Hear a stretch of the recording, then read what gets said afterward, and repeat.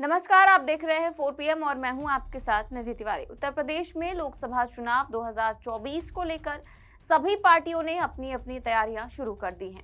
UP में सपा और कांग्रेस के बीच गठबंधन होने के बाद अब कांग्रेस नेता राहुल गांधी क्या एक बार फिर से अमेठी लोकसभा सीट से चुनाव लड़ेंगे या फिर नहीं, इसे लेकर कई तरह के कयास लगाए जाते रहे हैं, जिस पर अब कांग्रेस के वरिष्ठ नेता की प्रतिक्रिया सामने आई है। दरअसल अमेठी जिला कांग्रेस अध्यक्ष ने दावा किया है कि पार्टी नेता राहुल गांधी 2024 का लोकसभा चुनाव अमेठी से लड़ेंगे। नई दिल्ली में हुई एक अहम बैठक के बाद लौटे कांग्रेस के जिला अध्यक्ष प्रदीप सिंघल ने बुधवार को बताया कि राहुल गांधी ही अमेठी से कांग्रेस उम्मीदवार होंगे, जिसकी घोषणा जल्द ही कर दी जाएगी। कांग्रेस नेता ने आगे बताया कि हमारी पार्टी की ओर से अमेठी में लोकसभा चुनाव की तैयारियां शुरू कर दी गई हैं। कार्यकर्ता अपनी अपनी जिम्मेदारी निभाने की तैयारी कर रहे हैं। उन्होंने कहा कि अमेठी में जीत के लिए कांग्रेस की ओर से पूरी तैयारी है और राहुल गांधी यहां से फिर से चुनाव लड़ेंगे। तो कांग्रेस के जिला अध्यक्ष ने साफ तौर पर ऐलान कर दिया है कि राहुल गांधी अमेठी से ही चुनाव लड़ेंगे। ऐसे में सरगर्मियां काफी ज्यादा तेज हो गई हैं। वैसे भी आपको बता दें कि यूपी में सपा के साथ हुए गठबंधन में कांग्रेस को 17 सीटें मिली हैं। इनमें से कांग्रेस की परंपरागत अमेठी और रायबरेली सीट भी शामिल है। कांग्रेस ने अभी तक यहां से अपना किसी प्रत्याशी का नाम घोषित नहीं किया है। वहीं अगर राहुल गांधी एक बार फिर से अमेठी से चुनाव लड़ते हैं तो ये तीसरी बार होगा जब बीजेपी की स्मृति ईरानी और राहुल गांधी के बीच महामुकाबला देखने को मिलेगा। दरअसल कांग्रेस के पूर्व अध्यक्ष और सांसद राहुल गांधी 2002 से 2019 तक अमेठी से सांसद रहे थे, लेकिन साल 2019 के चुनाव में स्मृति ईरानी ने उन्हें हरा दिया था। अब राहुल गांधी ने पिछली बार 2 सीटों से चुनाव लड़ा था। दूसरी सीट केरल की वायनाड सीट थी, जहां राहुल गांधी की जीत हुई और वो वायनाड से सांसद बने। तो अभी फिलहाल राहुल गांधी वायनाड से ही सांसद है और अब कांग्रेस के जिला अध्यक्ष के ऐलान के बाद ये साफ हो गया है कि अमेठी सीट पर एक बार फिर से हाई प्रोफाइल मुकाबला देखने को मिल सकता है, क्योंकि भाजपा ने एक बार फिर स्मृति ईरानी को ही अमेठी सीट से उम्मीदवार बनाया है। लेकिन ऐसा लगता है कि इस बार स्मृति ईरानी अमेठी में बहुत बुरा फंसने वाली है। ऐसा मैं इसलिए कह रही हूँ क्योंकि अभी कुछ समय पहले ही हमारे संपादक संजय सर अमेठी गए थे और वहां पर पब्लिक से बातचीत की थी और पब्लिक का क्या रिएक्शन था उस समय देखिए। 13 रुपए किलो चीनी बटे और सिलेंडर के बाद में आप जो कह रहे हो, जिसको फ्री सिलेंडर कर देने 1200 रुपया कहाँ गरीब में नहीं ले आओ। चीनी तो 15 रुपए की दे दी उन्होंने। 15 रुपए का 42 रुपए किलो चीनी दे रहे हैं। तो केवल अगर रेलवे फाटक खुला ले खुश हो जाओगे? जी खुश है। अगर रेलवे फाटक खुला ले तो वोट दे दोगे? नहीं, वोट न दे लो। हमारा नेता देश के चलते कुर्बानी किया है। हमारा प्रधानमंत्री, उनकी माँ, उनके घर वाले कुर्बानी दे दी है इस देश के लिए। ज्यादा मजबूत प्रियंका गांधी समय है, प्रियंका गांधी हिंदुस्तान में फैली है। कांग्रेस जिंदाबाद। आपका दिल कांग्रेस जिंदाबाद? बिल्कुल, 80 साल की उम्र हो गई, कांग्रेस के अलावा छोड़ा नहीं, न छोड़बे। हमारी जो हालत कांग्रेस में हमारे यहाँ गांव की कार्यकर्ता की थी, वो आज उनके मिनिस्टर की नहीं है। देखो वोट तो राहुल गांधी का नहीं तो मरद दिए भाई, चाहे जान चली जाए दे भाई राहुल का वोट। राहुल गांधी से मोहब्बत, उनके लड़कन से मोहब्बत। 3 चुनाव निशान देखा है। 2 बैलों की जोड़ी, 2 बैलों की जोड़ी थी। गाय बछड़ा, गाय बछड़ा था, आज पंजा आ गया। आज का पंजा।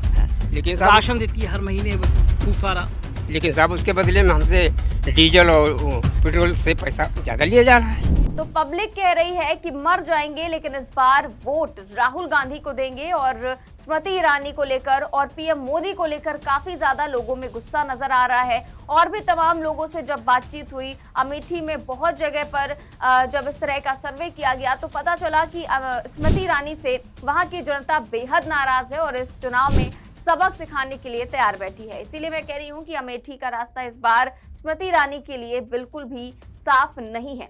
तो वहीं अमेठी के अलावा रायबरेली को लेकर भी चर्चाएं तेज हैं, क्योंकि रायबरेली को भी कांग्रेस और खासतौर से गांधी परिवार का गढ़ माना जाता रहा है। साल 2004 से यहां पर कांग्रेस की पूर्व राष्ट्रीय अध्यक्ष सोनिया गांधी चुनाव जीतती रही हैं। हालांकि इस बार उन्होंने राजस्थान से राज्यसभा जाने का फैसला किया।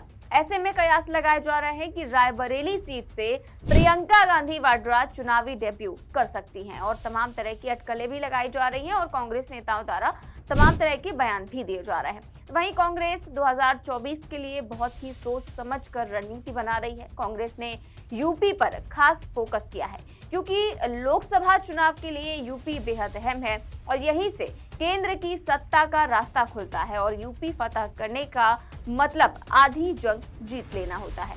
तो वहीं बीजेपी को सबसे ज्यादा भरोसा यूपी से ही है।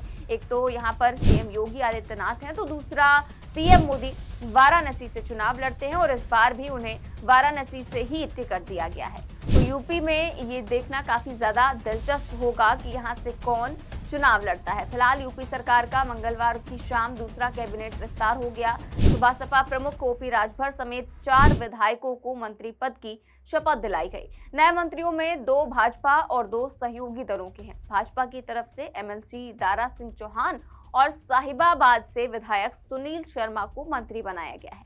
इसके अलावा रालौद से अनिल कुमार को मंत्री बनाया गया है। वहीं सीएम योगी की मौजूदगी में राजभवन के गांधी हॉल में राज्यपाल आनंदीबेन पटेल ने सभी को शपथ दिलाई और मुख्यमंत्री योगी आदित्यनाथ की अगुवाई वाली प्रदेश सरकार के दूसरे कार्यकाल का ये पहला मंत्रिमंडल विस्तार है। तो इसको लेकर भी चर्चाएं काफी ज्यादा जोरों पर थी कि किसे मंत्री बनाया जाएगा और किसे नहीं बनाया जाएगा, क्योंकि राजभर को लेकर काफी ज्यादा नाराजगी की खबरें आ रही थी। तो यूपी जो है वो लगातार चर्चा का केंद्र बना हुआ है क्योंकि केंद्र में यही रहता है और यहाँ का जो यूपी दिल्ली का रास्ता है वो यूपी से होकर गुजरता है, इसीलिए यहाँ को लेकर तमाम तरह की अटकलबाजियां चलती रहती है। लेकिन अभी फिलहाल जिस तरह से कांग्रेस के जिला अध्यक्ष ने ऐलान किया है कि राहुल गांधी अमेठी से चुनाव लड़ेंगे, तो तमाम तरह की कयासबाजियां लगाई जा रही हैं कि जो मुकाबला होगा वो स्मृति ईरानी और राहुल गांधी के बीच होगा। तो देखते हैं कैसा होता है ये मुकाबला। लेकिन जैसे ही इस तरह का ऐलान किया गया कि राहुल गांधी अमेठी से चुनाव लड़ेंगे, तो उसके बाद ही स्मृति ईरानी का एक बयान सामने आया और उन्होंने राहुल गांधी को एक खुली चुनौती दे डाली है। तो क्या चुनौती दी है, पहले उनका बयान सुनिए। अगर राहुल गांधी तक मेरी आवाज पहुंचे तो कान खोलकर सुन लो, मैदान तुम चुनो, कार्यकर्ता हम देंगे। आओ तुम्हारे 10 साल और मोदी के 10 साल के बीच में क्या फर्क है, इस पे चर्चा हो जाए। मैं नहीं कहती मैं जाऊंगी चर्चा के लिए, तब पक्का नहीं आएंगे तेजस्वी, लेकिन इतनी गारंटी देती हूं कि युवा मोर्चा का एक भी साधारण कार्यकर्ता जाकर राहुल गांधी के सामने बोलने लगे तो राहुल गांधी में इतना दम नहीं कि युवा मोर्चा के किसी कार्यकर्ता के सामने टिक जाएगा।